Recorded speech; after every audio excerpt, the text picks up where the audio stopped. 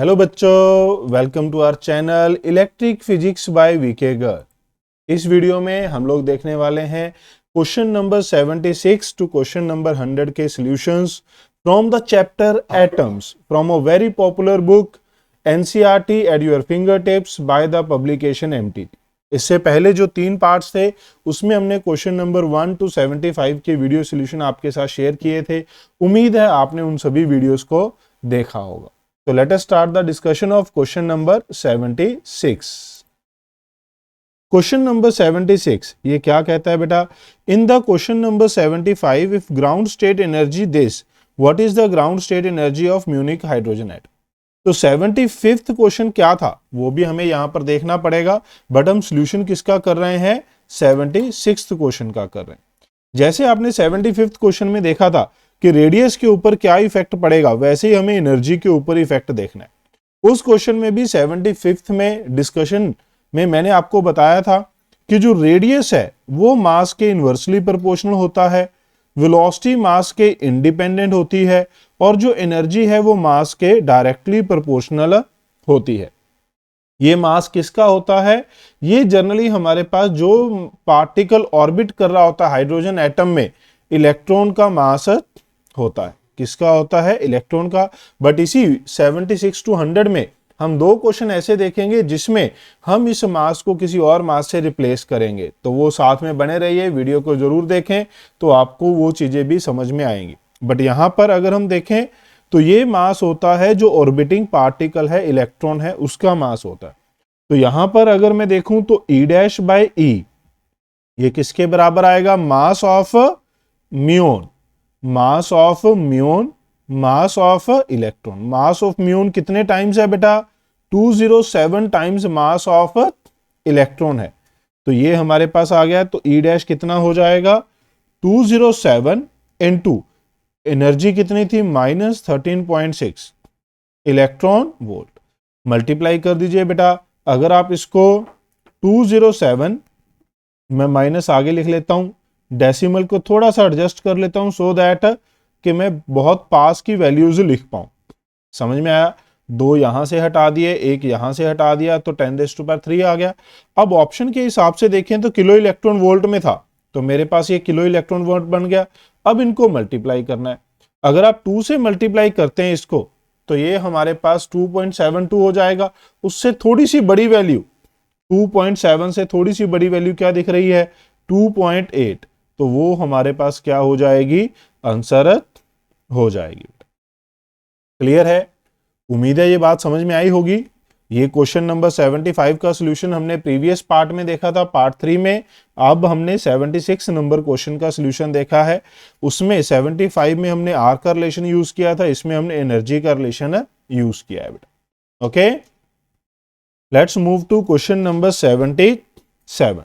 जैसे कि मैंने पिछली वीडियो में भी कहा था, पार्ट 3 वीडियो में, उसमें भी हमने कहा था कि रिलेशन कि आर जो है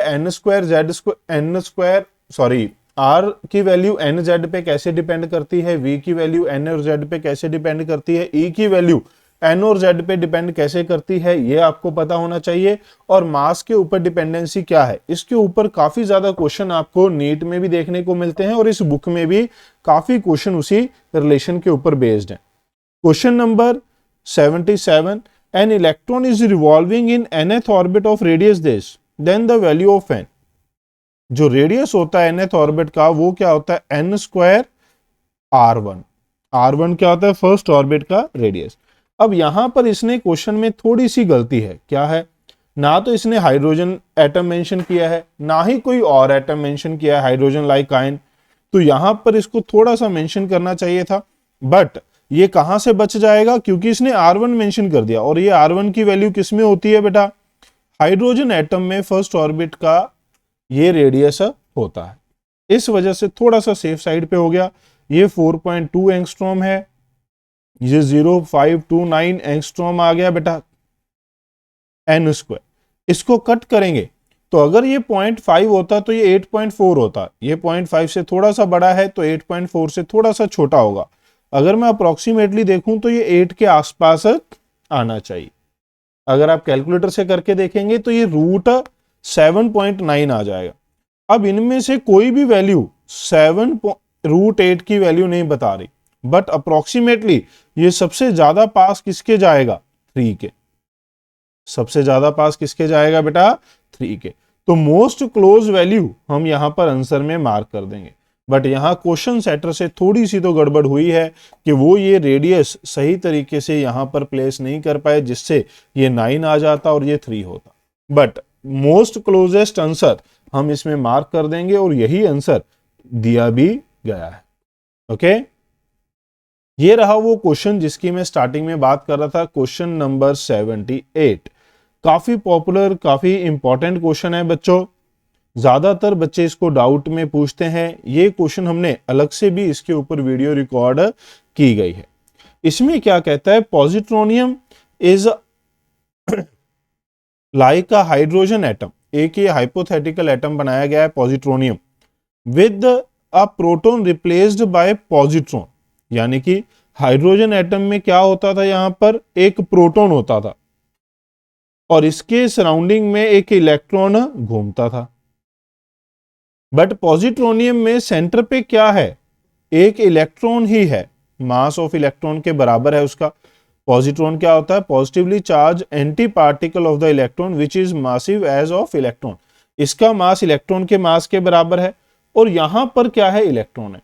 तो क्या अब जैसे हम यहां पर मान लेते थे कि ये स्टेशनरी रहेगा, ये स्टेशनरी रहेगा, क्या ये भी स्टेशनरी रहेगा? नहीं बेटा। जब हमारे पास जो न्यूक्लियस है उसका मास भी रोटेटिंग पार्टिकल के कंपेरेबल हो जाए तो हमें कैसे सॉल्व करना होता है? देखिए, मैं आपके लिए यहां पर कुछ इंफॉर्मेशन लेकर आया हूं। ये वाली इंफॉर्मेशन बेटा, expression of energy, expression of energy of electron in nth orbit model of Bohr. क्या होता है? ये वाला एक्सप्रेशन ऑफ एनर्जी है बेटा। ये इसी वीडियो में हम लास्ट में जाके इसे डिराइव भी करेंगे। But taking the motion of nucleus into the account the energy becomes. इन दोनों एक्सप्रेशन में अगर आप डिफरेंस देखें तो किस चीज का है? यहां पर है मास ऑफ इलेक्ट्रॉन और यहां पर है म्यू ई। म्यू ई क्या होता है? ये वाली वैल्यू रिड्यूस्ड मास जिसे हम कहते हैं। ये क्या है? रिड्यूस्ड मास। तो एनर्जी का एक्सप्रेशन रेशियो क्या हो जाएगी? ये कब बेटा? जब हमारे पास ये न्यूक्लियस होता है और ये इलेक्ट्रॉन है। ये न्यूक्लियस और इलेक्ट्रॉन, न्यूक्लियस स्टेशनरी नहीं होता, ये दोनों सेंटर ऑफ मास के अबाउट घूमते हैं। और अगर मुझे न्यूक्लियस को रेस्ट पे रखना है तो मुझे इलेक्ट्रॉन को एक रिड्यूस्ड मास से रिप्लेस करना पड़ता है। ये आप ग्रेविटेशन चैप्टर में भी देखते हैं 11th क्लास में, और हो सकता है आपको क्लास में भी ये कंसेप्ट बताया गया। ठीक है, कब लेते हैं? When motion of nucleus is consider into account. तो यहां पर अगर आप गौर से देखें बेटा, यहां अब हमारे पास चीजें कैसे बदल जाएंगी, इस चीज को मेरा साथ देना है। इनिशियली जो हमारे पास एनर्जी थी वो मास ऑफ इलेक्ट्रॉन के प्रोपोर्शनल थी। क्यों? इनिशियली हाइड्रोजन के केस में जो रिड्यूस्ड मास था वो था m e, m h, sorry m p. Proton का मास एमई, एमपी, ये रिड्यूस मास था बेटा। अब अगर आप देखें मास ऑफ प्रोटॉन से डिवाइड कर दें तो mass of electron, mass of proton plus 1। अब ये वाली वैल्यू क्या होगी? 1 बाय मास ऑफ प्रोटॉन कितना होता है? 1837 टाइम्स ज्यादा होता है। तो अगर इसे 1 बाय 1837 करेंगे तो ये बेटा अप्रोक्सीमेटली क्या हो जाएगा? 0। तो ये अप्रोक्सीमेटली किसके बराबर होता है? Mass of electron. इसीलिए हम क्या लिखते हैं? Energy is proportional to mass of electron in hydrogen atom. Positronium में क्या हो जाएगी? पॉजिट्रोनियम में जो इफेक्टिव मास है वो कितना हो जाएगा? मास ऑफ इलेक्ट्रॉन, और ये भी क्या है? Mass of electron. नीचे भी क्या हो जाएगा? मास of electron, mass of electron. क्योंकि प्रोटॉन की जगह अब यहां पर क्या आ गया बेटा? पॉजिट्रॉन, जिसका मास इलेक्ट्रॉन के बराबर है। तो ये जो पॉजिट्रोनियम है इसकी एनर्जी कितनी हो गई? me/2 हो। अब अगर आप इन दोनों इक्वेशन से देखें तो पॉजिट्रोनियम की एनर्जी और इनिशियली हाइड्रोजन एटम की एनर्जी, इन दोनों की रेशो क्या हो जाएगी बेटा? इन दोनों की रेशो हो जाएगी 1/2। इसीलिए पॉजिट्रोनियम की एनर्जी कितनी हो गई बेटा? हाइड्रोजन एटम की कितनी दी गई है ग्राउंड स्टेट में? ग्राउंड स्टेट में पूछा ना हाइड्रोजन एटम की ग्राउंड स्टेट में होती है -13.6, 2 से डिवाइड कर दीजिए, -6.8 क्या आ जाएगी बेटा, -6.8 आ जाएगी। यही कंसेप्ट हम लोग यूज करने वाले हैं क्वेश्चन नंबर 93 में, उसमें भी हम यही कंसेप्ट यूज करेंगे बेटा। उम्मीद है ये आपको समझ में आया होगा। अगर ये आपको समझ में आया है बेटा तो वीडियो को लाइक जरूर करें, चैनल को सब्सक्राइब करें और अपने मैक्सिमम दोस्तों के साथ शेयर करें जो MTG फिंगर टिप्स, जो NCERT eight your finger tips book है उसे सॉल्व करते हैं। अगर इस क्वेश्चन में फिर भी अगर आपको कोई डाउट है, आप कुछ पूछना चाहते हैं, तो हमारे टेलीग्राम चैनल पे ज्वाइन कर सकते हैं, जिसका लिंक डिस्क्रिप्शन में दिया गया है।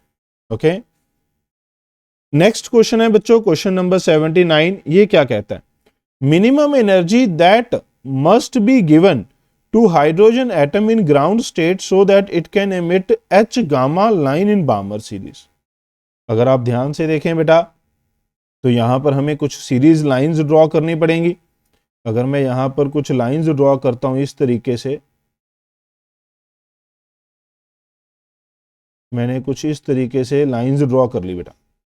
अब जो हाइड्रोजन एटम है उसमें इलेक्ट्रॉन होता है N1 में, और जो बामर सीरीज है वहां पर इलेक्ट्रॉन कहां से वापस आता है, N2 पे वापस आता है। तो बामर सीरीज ये है। तो अगर N2 पे वापस आएगा तो फर्स्ट लाइन होती है अल्फा, सेकंड होती है बीटा, थर्ड होती है गामा। अगर हमें H गामा चाहिए बेटा, H गामा चाहिए बामर सीरीज का, तो यानी कि हमें कौन सी लाइन चाहिए बच्चों, हमें ये वाली लाइन चाहिए।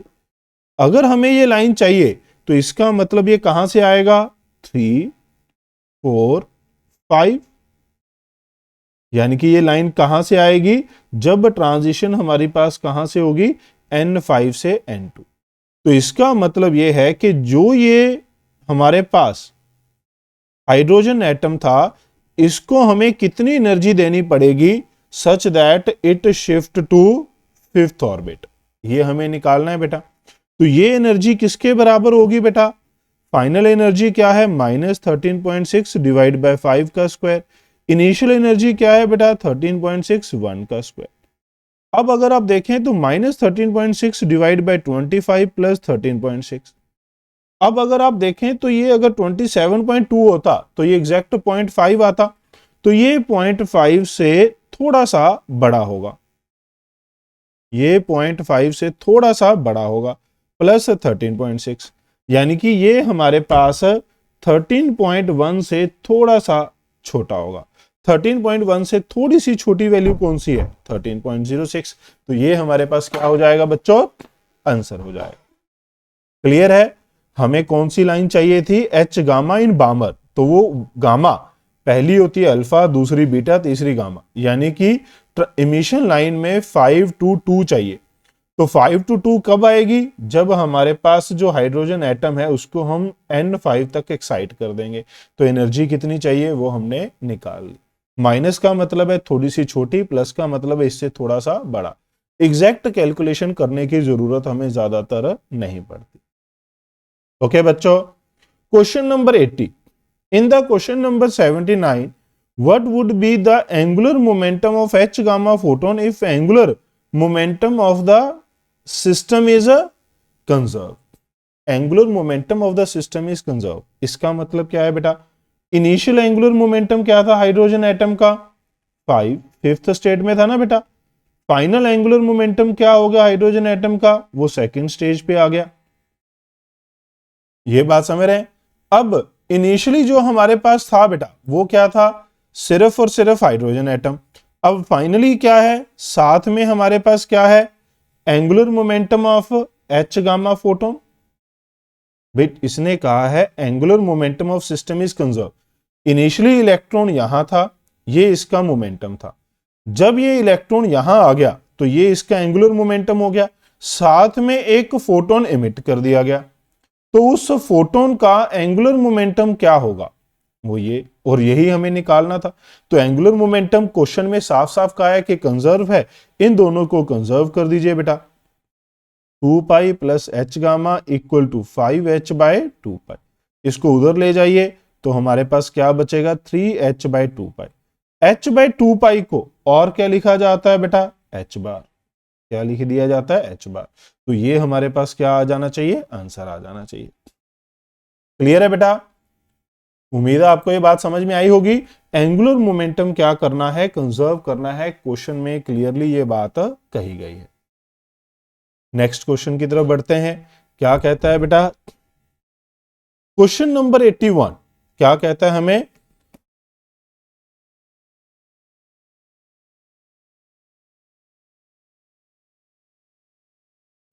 ये कहता है बेटा energy E of hydrogen atom with principal quantum number n is given by this. ये तो हमें पता ही है। Energy of photon ejected when electron jump from this to this, ये वही बात आ गई बेटा। एनर्जी ऑफ फोटोन इजेक्टेड, जो एनर्जी चेंज होगी इसकी, डिक्रीज होगी, वही हमारे पास इमिटेड होगी बेटा। तो इनिशियल एनर्जी क्या थी हमारे पास, ये हाई एनर्जी थी। बाद में एनर्जी क्या हो गई, कम हो गई। कितनी हो गई बेटा, ये वाली। तो हमारे पास एनर्जी इमिटेड कितनी हो जाएगी, -13.6/9 प्लस 13.6/4। अब आपको ये तो पता ही है बेटा, -1.51 और ये वाली कितनी होती है 3.4, दोनों को सब्ट्रैक्ट कर दीजिए 1.9 इलेक्ट्रॉन वोल्ट। तो हमारे पास ये क्या आ जाती है 1.9 इलेक्ट्रॉन वोल्ट। फिर कहता है out of the following which one is not possible energy for the photon to be emitted by hydrogen atom. ध्यान से देखिए बेटा, अगर मैं जो ऊपर हमने लाइंस बनाई थी इसको कॉपी कर लें यहां पर,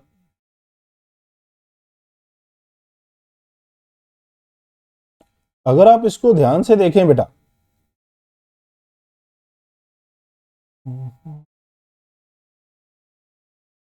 अगर आप इसको ध्यान से देखें तो हमारे पास कौन कौन सी एनर्जी है, कौन कौन सी एनर्जी इमिट की जा सकती है। जब वो सेकंड से फर्स्ट आएगा तो हमें पता है ये 10.2 करता है, थर्ड से फर्स्ट पे आएगा तो 12.09 करता है। इन दोनों के बीच में क्या बच गई, अगर आप देखें तो ये बच गई हमारे पास 1.9 बच गई बेटा। क्लियर है।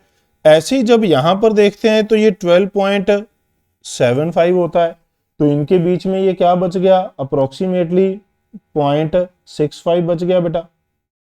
अगर मैं इसे 12.1 कर दूं 0.9 की जगह, तो ये हमारे पास क्या बच गया, कुछ इस तरीके से बच रहा है। तो ये हमारे पास कुछ एनर्जीज हैं जो हमें स्टैंडर्ड मालूम है, जो आप क्लास में लिखते हैं। अब अगर आप देखें 0.65 यहां पर अवेलेबल है, कहां से, 1, ये 2, ये 3 और ये 4, तो 4 2 3 में, तो ये वाली एनर्जी तो पॉसिबल है। 1.93 से 2 में पॉसिबल है। 11.1 10.2 है, 12.1 है, इसके बीच में 11.1 नहीं है, और इसके बाद कहीं ऊपर हो भी नहीं सकती, इसके बाद तो ये बढ़ती जा रही है।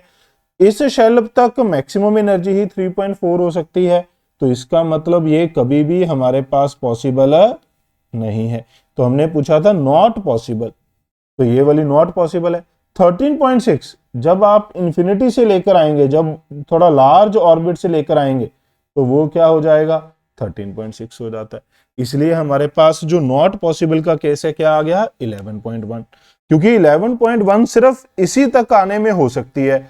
यहां तक तो मैक्सिमम एनर्जी 3.4 रह जाती है, तो यहां पर आने के लिए 10.2 है, 12.1 है, 12.75, इसके बाद बढ़ती जाएगी, तो बीच में 11.1 नहीं आती। इसलिए यही हमारे पास क्या हो जाएगा बच्चों, आंसर हो जाएगा। क्लियर है बेटा, उम्मीद है आपको ये समझ में आया होगा। आगे बढ़ते हैं। Question number 83, the ratio of speed of electron in hydrogen state, ground state of hydrogen atom to the speed of light in vacuum. ये तो सीधा याद करने वाली बात है बेटा। फर्स्ट ऑर्बिट में ग्राउंड स्टेट में जो स्पीड होती है वो होती है c/137। इससे पहले भी एक क्वेश्चन आया था जिसमें हमने ये वैल्यू फाइंड करी थी, 3/1.3 करके 2.2 फाइंड किया था इंटू 10⁶। तो ये आपको पता होनी चाहिए रेशो क्या होती है बेटा।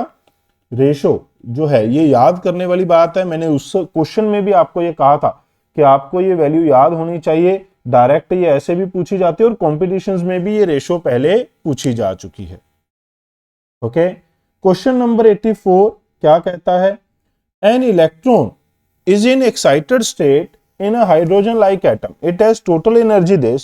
Kinetic energy of electron is E, the de Broglie wavelength.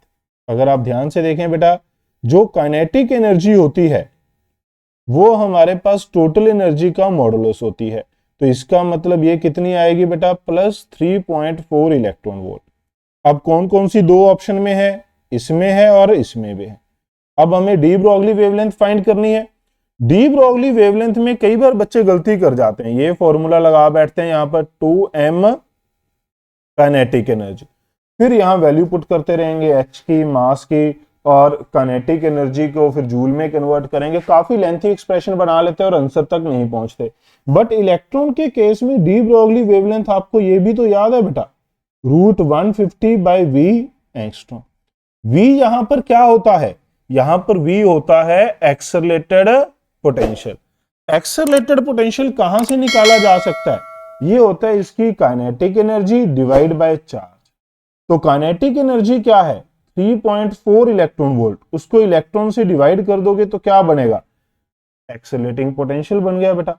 तो सीधा इसको वैल्यू पुट कर दीजिए, √150 डिवाइड बाय 3.4 एंगस्ट्रॉम। अब अगर आप इसको ध्यान से देखें, अगर ये हमारे पास 3 होता तो ये 50, 4 होता तो 75, तो यानी कि 50 से जो है हमारे पास, नहीं 75 नहीं 37.5, सॉरी 50 से लेकर 37.5 के बीच में कहीं ये आता है। इसको अगर आप थोड़ा डिवाइड कर लें, 2 पे डिवाइड करेंगे 75, नीचे बच जाएगा 1.7, थोड़ा डिवाइड करके मेहनत करते हैं तो ये 44 रूट आता है, और अप्रोक्सीमेटली कितना बन जाता है, 6.6 बन जाता है बेटा। क्योंकि आपको ऑप्शन में 6.6 तो दिख रहा है, आपको तो सिर्फ पावर से मतलब था, तो पावर से अगर आपको मतलब है तो आपको क्लियरली दिखना चाहिए कि ये हमारे पास 37.5 और 50 के बीच में होगा।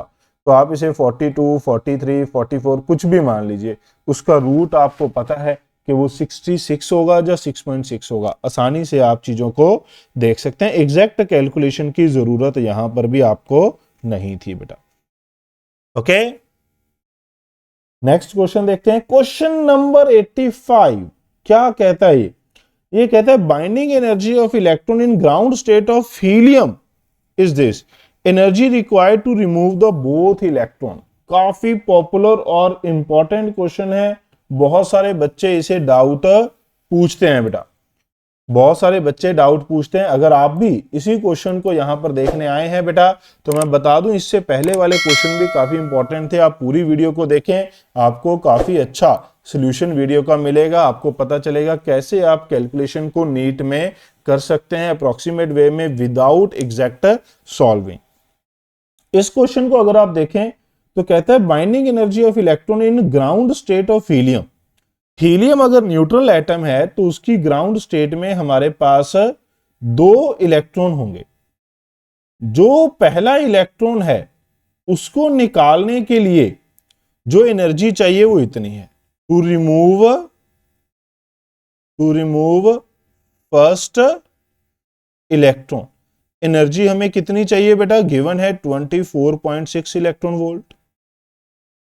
इसके बाद ये क्या हो जाता है, after that it becomes helium positive, यानी कि hydrogen like atom. Hydrogen like atom का मतलब क्या होता है बेटा, जिसके पास एक ही इलेक्ट्रॉन हो। तो इसमें से जो इलेक्ट्रॉन है, टू रिमूव सेकेंड इलेक्ट्रॉन, हमें क्या फॉर्मूला लगाना पड़ेगा, आयनाइजेशन एनर्जी क्या हो जाएगी बेटा, ये हो जाएगी 13.6 होती है हाइड्रोजन के लिए, Z² कर देते हैं किसी भी हाइड्रोजन लाइक एटम के लिए, तो ये कितनी हो जाएगी 13.6, हीलियम के लिए Z2 हो गया, 4 से मल्टीप्लाई कर दीजिए 54.4 इलेक्ट्रॉन वोल्ट। तो टोटल एनर्जी कितनी आ गई बेटा, पहले इलेक्ट्रॉन के लिए 24.6, दूसरे के लिए 54.4, अगर आप इन दोनों को ऐड करें तो 79.0 इलेक्ट्रॉन वोल्ट। तो आंसर क्या आता है बेटा, 79। काफी पॉपुलर क्वेश्चन है, इसके सिमिलर हमारे पास और भी क्वेश्चन आते हैं। तो उनकी जैसे लिथियम है उसके लिए पहले 2 के लिए दी होती है, पहले 2, फर्स्ट निकालने के लिए कितनी, दूसरा निकालने के लिए कितनी, तीनों को निकालने के लिए कितनी चाहिए होगी। तो जब 2 निकाल देंगे तो हाइड्रोजन लाइक एटम बन जाएगा। फिर आपको ये फॉर्मूला लगाना है, पहले 2 के लिए ये वाली एनर्जी आपको हमेशा गिवन होगी कि इसको निकालने के लिए कितनी एनर्जी चाहिए। ओके, तो उम्मीद है ये आपको समझ में आया होगा बेटा। Question number 86, in the diagram shows the energy level for an electron in certain which transition show represent the emission of photon with most energy। most energy के लिए आपको क्या बताया था बेटा, emission। पहली बात क्या है, emission। ये वाली लाइन क्या है, absorption, क्योंकि इसमें देखिए इलेक्ट्रॉन लोअर ऑर्बिट से ऊपर जा रहा है, तो ये क्या है, absorption। अब emission में एनर्जी, जो इन दोनों के बीच का गैप होता है वो एनर्जी को बताता है बेटा। और हमने ये एनर्जी के लिए ट्रांजिशन पहले आपको जो लास्ट वीडियो है उसमें एक्सप्लेन किया था। मैक्सिमम एनर्जी के लिए पहला स्टेप क्या था बच्चों, मैक्सिमम एनर्जी के लिए स्टेप 1 था लोएस्ट ऑर्बिट। जो फाइनल ऑर्बिट है वो किसका, लोएस्ट है। स्टेप 1 था लोएस्ट फाइनल ऑर्बिट। तो यहां पर अगर हम देखें तो फाइनल ऑर्बिट लोएस्ट किसका है, इस ट्रांजिशन का, तो इसके लिए एनर्जी क्या होगी, मैक्सिमम। अगर ये टाई हो जाता है कि फाइनल ऑर्बिट सेम हो, जैसे मान लो ये यहां आ रहा होता, फिर हमें देखना पड़ता कि difference in initial and final किसका ज्यादा है। बट अगर हमारे पास लोएस्ट फाइनल ऑर्बिट सिर्फ एक ट्रांजिशन का है तो उसकी एनर्जी ही क्या होगी, मैक्सिमम होगी हमेशा से। तो ये मैंने आपको पिछली लास्ट वीडियो में भी बताया था पार्ट 3 में, जिसमें हमने क्वेश्चन नंबर 51 to 75 डिस्कस किए थे, और यहां पर भी ये क्वेश्चन फिर से आ गया है बेटा। नेक्स्ट क्वेश्चन देखते हैं क्या कहता है बच्चों। क्वेश्चन नंबर 87, अगर अभी तक आपने वीडियो को लाइक नहीं किया है तो फटाफट से लाइक कर दीजिए बेटा, चैनल को सब्सक्राइब करिए और अपने मैक्सिमम दोस्तों के साथ शेयर करिए जो भी इस बुक को सॉल्व करते हैं। ओके, नेक्स्ट क्वेश्चन क्या है हमारे पास, ध्यान से देखते हैं। In hydrogen atom the radius of nth Bohr orbit is Rn, the graph between Rn and R1। ये फिर से वही आ गया, Rn किसके बराबर होता है, n स्क्वायर R1 के बराबर होता है। R1 क्या है, फर्स्ट ऑर्बिट का, और n स्क्वायर हो गया nth ऑर्बिट, किसके लिए, हाइड्रोजन एटम, क्योंकि z की वैल्यू हमने 1 पुट कर दी। अब हमें रिलेशन चाहिए Rn divide by R1 equal to n square. अगर मैं दोनों साइड लॉग ले लूंगा, अगर मैं दोनों साइड क्या ले लूंगा बेटा, लॉग, तो हमारे पास सिंपली ये हमारे पास क्या बन गया, ये लॉग n स्क्वायर, इसको क्या लिख सकते हैं, 2 log n। पावर आगे आ जाती है लॉग के, तो पावर आगे आ गई। तो ये हमारे पास सिंपली ये कौन से एक्सेस पे रिप्रेजेंटेड है, y2, और ये किस पे है, x। तो ये किसकी इक्वेशन है बेटा, straight line passing through origin. तो कौन सा आएगा, first. y is equal to mx, ये किसकी इक्वेशन होती है, straight line passing through origin. अगर प्लस c लगा होता है बेटा साथ में, तब वो हमारे पास किसी इंटरसेप्ट में से पास करती है। माइनस c लगा होता है तो इस तरीके से, बट अगर c है ही नहीं कोई कांस्टेंट, तो जहां y 0 वहां x भी 0, तो it pass through the origin. Okay, और स्ट्रेट लाइन कोई और है भी नहीं, सिर्फ ये है, ये तो हॉरिजॉन्टल हो गई, यानी कि कांस्टेंट हो गया। ओके, 87 बेटा, उम्मीद है समझ में आया होगा। Question number 88, N electron in ground state has hydrogen atom is revolving in anti-clockwise direction in a circular orbit. The orbital magnetic dipole moment of electron will be, magnetic moment आप इसको 2 method से कर सकते हैं। पहला, अगर आपको याद हो कि अगर ये एक सर्कुलर ऑर्बिट में घूम रहा है कोई चार्ज पार्टिकल, तो इसकी मैग्नेटिक मूवमेंट क्या होती है, मैग्नेटिक मूवमेंट हमारे पास क्या होती है, अगर कोई चार्ज पार्टिकल सर्कुलर ऑर्बिट में घूम रहा है तो वो होता है इसका, इसके साथ करंट एसोसिएटेड इनटू इसका एरिया। तो करंट एसोसिएटेड कैसे निकालते हैं, charge by time period, area क्या हो जाता है बेटा, पाई आर स्क्वायर। अब अगर आप इसको ध्यान से देखें, टाइम पीरियड क्या हो जाता है, ये हो जाता है 2 pi R divide by V, pi R square. Pi से पाई कट गया बेटा, आर से आर कट गया, तो ये बन गया ई वी आर बाय 2। अब मुझे किस फॉर्मेट में चाहिए, देखिए वी आर नहीं चाहिए मुझे यहां पर, तो वी आर को गायब कर देंगे। कैसे गायब कर देंगे? M v r equal to n h by 2 pi. तो वी आर को क्या लिखा जा सकता है यहां पर? N h by 2 pi M बेटा। तो ये हमारे पास क्या बन जाएगा? देखिए एन ई एच बाय 4 पाई एम। एन की वैल्यू क्या है? कौन से ऑर्बिट के लिए पूछा है? Ground state. किसके लिए पूछा है बेटा? Ground state. तो एन की वैल्यू क्या पुट कर दो? 1। तो ये हमारे पास क्या बच गया? एन को गायब कर दिया हमने, एन की वैल्यू 1 है, तो ई एच बाय 4 पाई एम बच गया है। This is method 1। मेथड 2 क्या है बच्चों? मेथड 2 एक आपको गायरोमैग्नेटिक रेशो बताई जाती है मैग्नेटिज्म चैप्टर में, m by l is equal to q by 2m। याद है आपको? इसे बोलते हैं gyromagnetic ratio. Gyromagnetic ratio. Okay, तो यहां से m मैग्नेटिक मूवमेंट सीधा सीधा q बाय 2m, l की वैल्यू क्या होती है? nh by 2 pi. n क्या चाहिए? 1, क्योंकि ग्राउंड स्टेट है, तो EH बाय 4 पाई m। बिल्कुल सीधा, कोई ज्यादा हमें कन्वर्जन की जरूरत नहीं है, आप डायरेक्ट इसको सॉल्व कर सकते थे। मैग्नेटिज्म चैप्टर में आपने ये पढ़ा हुआ होगा बेटा। ओके, आगे बढ़ते हैं। नेक्स्ट क्वेश्चन है क्वेश्चन नंबर 89। क्या कहता है? N electron in hydrogen atom makes a transition from N1 to N2, the time period of electron in initial state is 8 times that in final state. The possible values. Time period n के ऊपर कैसे depend करता है, इस चीज को आपको देखना है बेटा। तो कैसे देखेंगे? टाइम पीरियड होता है 2 πr बाय v। r जो है वो n स्क्वायर के डायरेक्टली प्रोपोर्शनल है, और जो v है वो n के इनवर्सली प्रोपोर्शनल है। देखिए मैंने आपको कहा है ना, ज्यादातर क्वेश्चन में इसी तरीके से जो है हमारे पास न्यूमेरिकल प्रॉब्लम सॉल्व होती है, जिसमें डायरेक्टली प्रोपोर्शनल का साइन हमको चाहिए। तो यहां पर t is proportional to n cube हो गया बेटा। अब हमें कहा गया है t1 by t2 initial state is 8 time, जो टाइम पीरियड है वो 8 टाइम्स है, तो n1 बाय n2 का क्यूब।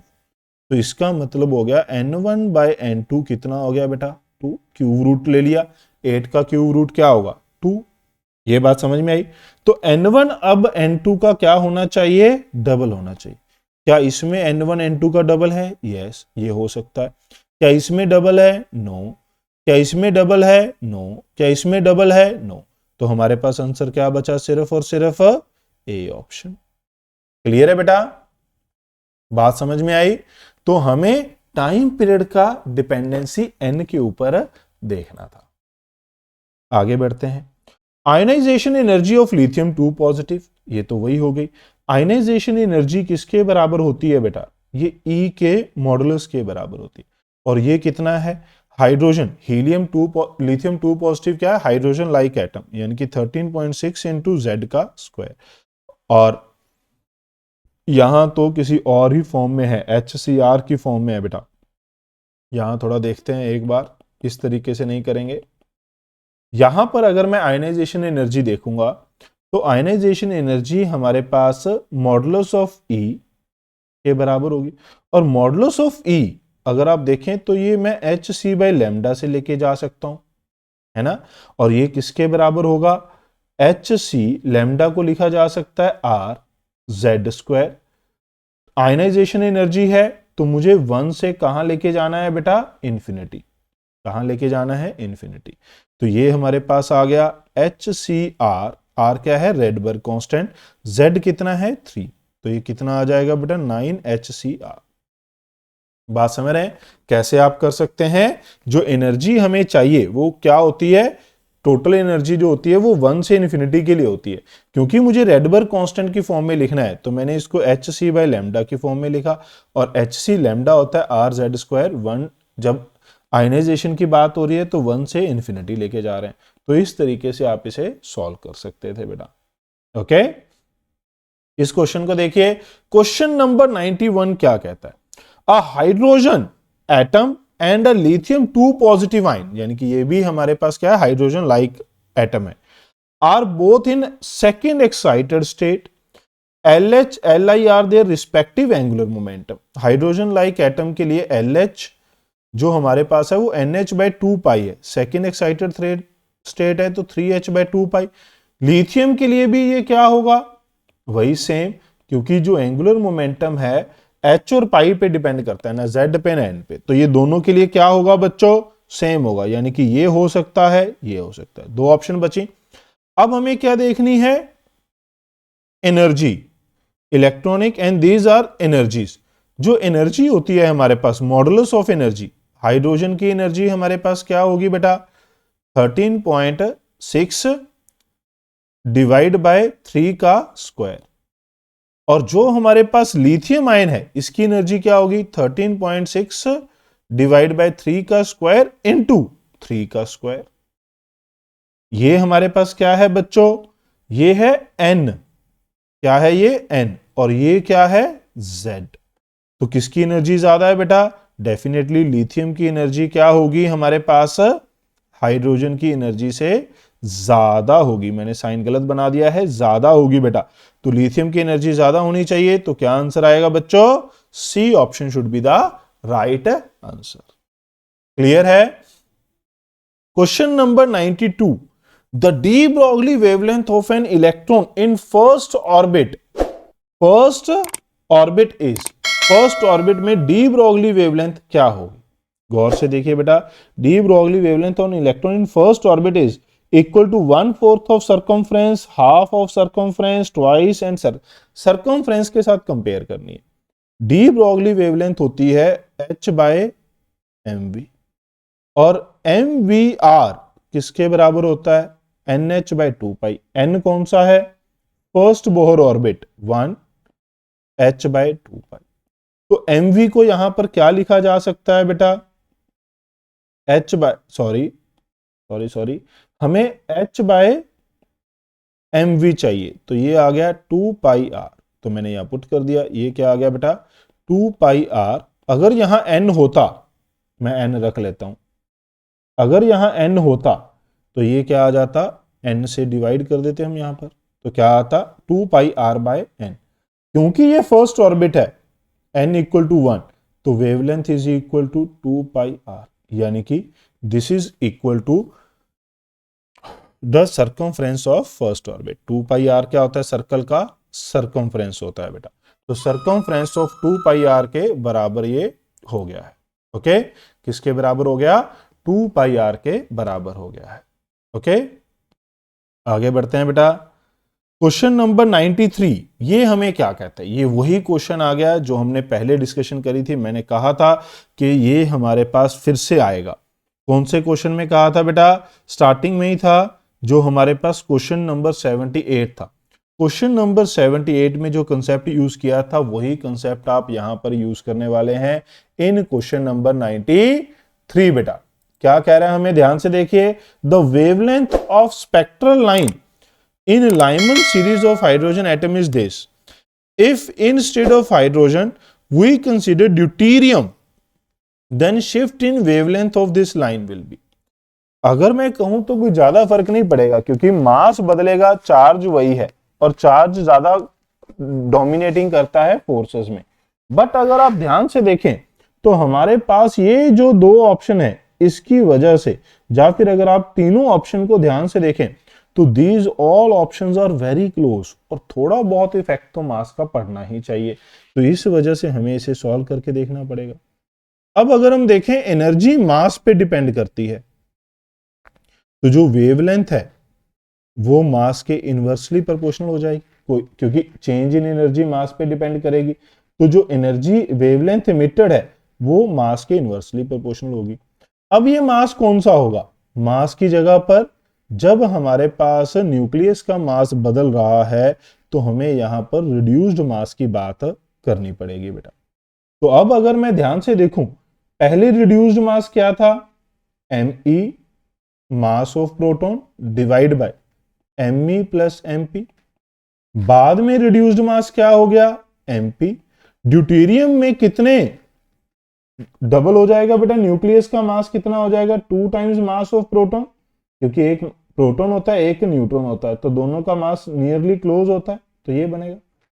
तो अब अगर मैं लैम्डा डैश बाय लैम्डा देखूंगा तो ये क्या हो जाएगा, म्यू बाय म्यू डैश, दोनों को डिवाइड कर दीजिए बेटा, क्या बनेगा m e m p divide by m e plus m p divide by, यहां पर क्या बन गया बेटा m e m p divide by क्या बन गया एम ई प्लस 2mp, यही बन रहा है। अगर आप मेरा साथ दें तो सिंपली ये दोनों कट गए, तो क्या बचा हो बेटा ऊपर एम ई प्लस 2mp, नीचे क्या बच जाएगा 2 times m e plus m p. Okay, तो ये कितना बनेगा, अगर आप मेरा साथ दें बेटा तो ये हमारे पास क्या बन रहा है, वैल्यू पुट कर सकते हैं।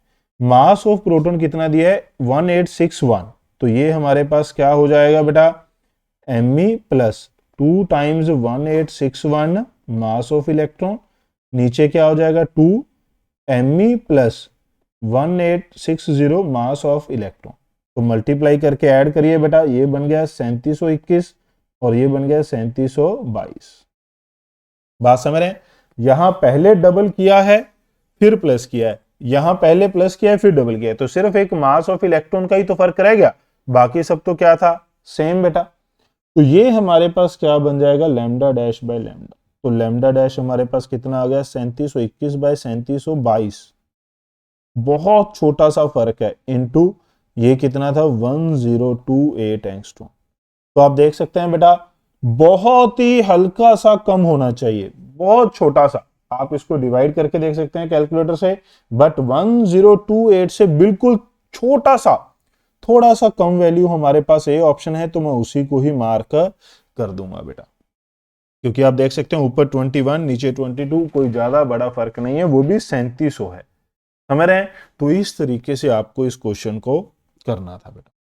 उम्मीद है आपको ये समझ में आया होगा, और आप लोगों ने अभी तक वीडियो को लाइक भी किया होगा, सब्सक्राइब भी किया होगा चैनल को, और अपने मैक्सिमम दोस्तों के साथ शेयर भी करिए बेटा, सो दैट फटाफट से हम और चैप्टर की वीडियो आपके साथ शेयर कर पाए। क्वेश्चन नंबर 94 देखते हैं, क्या कह रहा है बेटा, ध्यान से देखेंगे। The Rydberg formula for the spectrum of hydrogen atom where all terms have their usual meanings.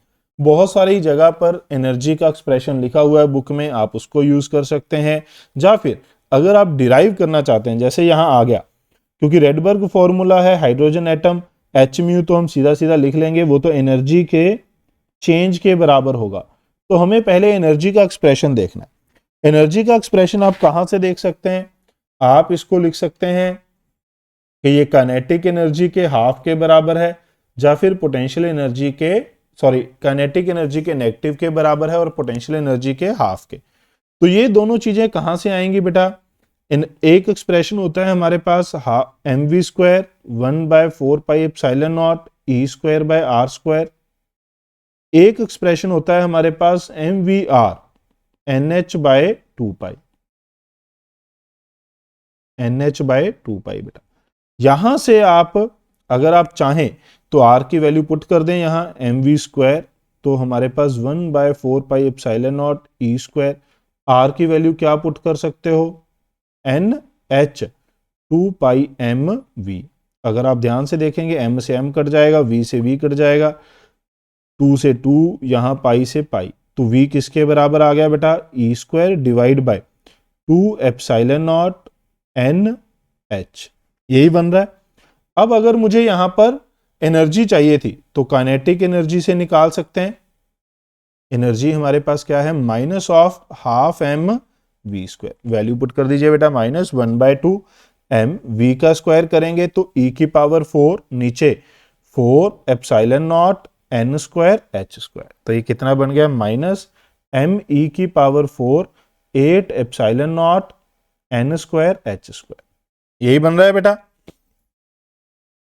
अब मुझे एच म्यू लिखना था, तो वो डेल्टा ई के बराबर है, तो डेल्टा ई, अब अगर हम देखें क्या है, ये रेडिएशन इमिटेड है ना, हाँ, तो हमारे पास क्या होता है बेटा फाइनल एनर्जी, हम जब रेडिएशन ऐसे आती है तो ये एनर्जी इमिट करता है, क्यों इमिट करता है, क्योंकि जो फाइनल एनर्जी है वो कम होती है, इनिशियल एनर्जी होती है जो वो ज्यादा होती है। तो जब आप इसे कन्वर्ट करते हैं तो ये किस में कन्वर्ट हो जाता है बेटा 8ε0 n² h², n की जगह यहां पर final transition lower number minus initial transition higher number. बात समझ रहे हैं? इस तरीके से आप इसे कन्वर्ट कर सकते हैं। तो क्या बन जाएगा बेटा हमारे पास, देख लीजिए Me4 8EH² किसमें है, ये बन रहा है बेटा। तो यहां पर देखिए ये स्क्वायर है और यहां स्क्वायर नहीं है, तो स्क्वायर वाला आएगा बेटा, तो ये हमारे पास आंसर आ जाना चाहिए। बहुत सारी जगह पर ये डायरेक्ट एक्सप्रेशन आपके पास लिखा हुआ दिया है, बुक में दिया गया है बेटा काफी सारे क्वेश्चन में, बट यहां आप कैसे डिराइव कर सकते हैं वो भी आपको बता दिया, क्योंकि हो सकता है पेपर में कभी आपको इसकी जरूरत पड़ जाए, तो आपको पता हो कि कोई दो इक्वेशन है, फटाफट से इनको बैलेंस करेंगे और हमारे पास आंसर आ जाएगा बेटा। क्लियर है? उम्मीद है बेटा आपको ये समझ में आए होंगे सभी क्वेश्चन। और मैं फिर से आपको बताऊंगा बेटा, वीडियो को लाइक जरूर करें, बहुत कम बच्चे लाइक करते हैं, कंजूसी ना करें लाइक करने में, और जो है चैनल को सब्सक्राइब करें। Question number 95, hydrogen atom from excited state comes to the ground state by emitting a photon of wavelength this, R is the Rydberg constant, principal quantum number of excited state। भाई 1 by lambda, hydrogen atom है तो Z की जरूरत नहीं है, equal to R। कहां पर आया है?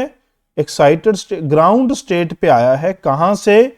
nth ऑर्बिट से, क्वांटम नंबर n से।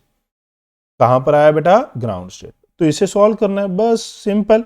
देखने में थोड़ा अजीब सा लग रहा है बट है बड़ा आसान।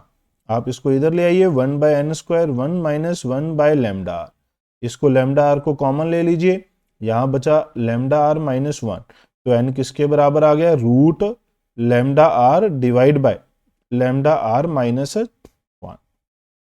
ओके, तो ये हमारे पास फर्स्ट ऑप्शन बन जाएगी। बड़ा सिंपल सा है, कोई दिक्कत परेशानी यहां तक नहीं है। क्वेश्चन नंबर 96 क्या कहता है आपको? Ionization potential of hydrogen atom is this, hydrogen atom in ground state are excited by monochromatic radiation of this, according to Bohr theory the spectral line emitted 12.1 से वो कहां जाता है? ये हमने पहले भी बनाई थी बेटा, लाइंस वही मैंने कॉपी कर रखी थी तो पेस्ट कर दी। 12.1 यहां से वो जाएगा तो 10.2, 12.1 अगर वो एब्जॉर्ब कर रहा है तो वो कहां पहुंच गया होगा? ग्राउंड स्टेट से n इक्वल टू 3 पे पहुंच गया होगा। तो नंबर ऑफ इमिटेड लाइन कितनी होगी? ये तो एब्जॉर्प्शन है, ये क्या है बेटा? एब्जॉर्प्शन है। इमिटेड लाइन कितनी होगी? जब ये यहां से यहां आएगा तो इस तरीके से 3 लाइन इमिट कर सकता है। तो नंबर ऑफ इमिशन लाइन क्या होती है? n minus 1 by 2। यहां पर n क्या होता है?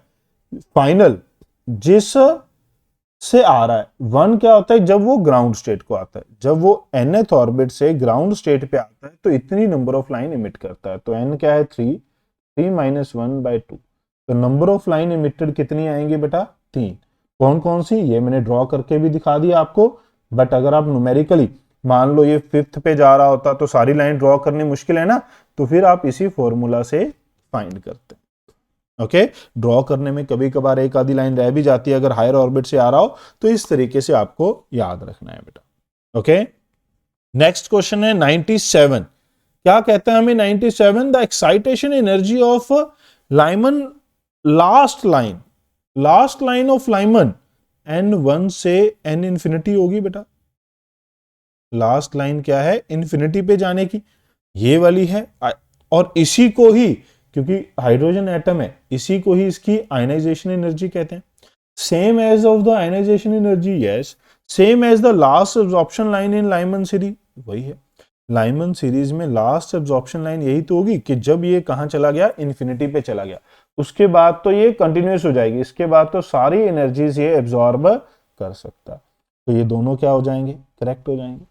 Number of D Broglie wavelength contained in second Bohr orbit of hydrogen, ये अभी अभी हमने कौन से नंबर क्वेश्चन में डिराइव किया था बेटा? ये फॉर्मूला जिसमें हमने ये फाइंड किया था 92 में। क्वेश्चन नंबर 92 में हमने देखा था जो लैम्डा है वो किसके बराबर आया था? 2 पाई r बाय n। कैसे आया था? लैम्डा किसके बराबर था? h बाय mv, और mvr किसके बराबर था? nh by 2 pi.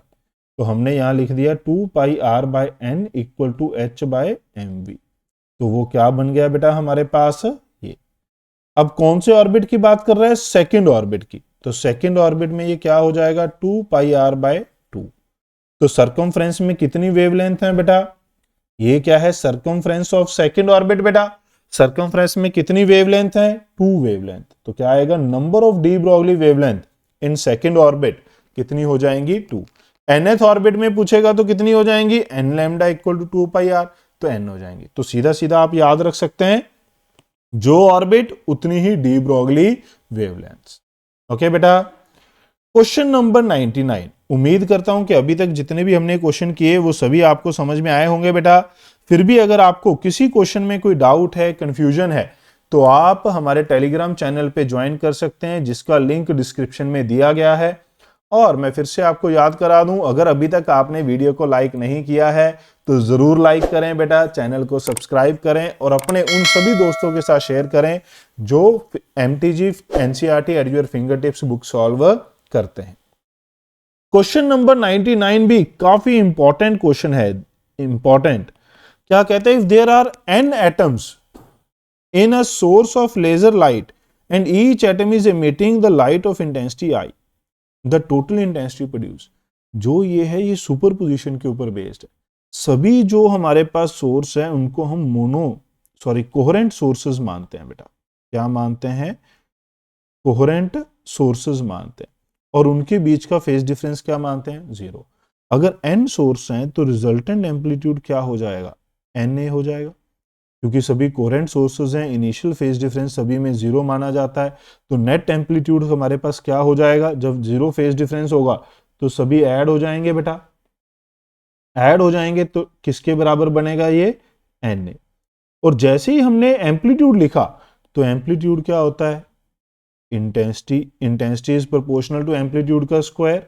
तो ये हमारे पास जो इंटेंसिटी है वो क्या बन जाती है बेटा? n square times individual intensity बन जाती है। ज्यादातर बच्चे ni मार्क कर देते हैं, बट ये ni नहीं होता।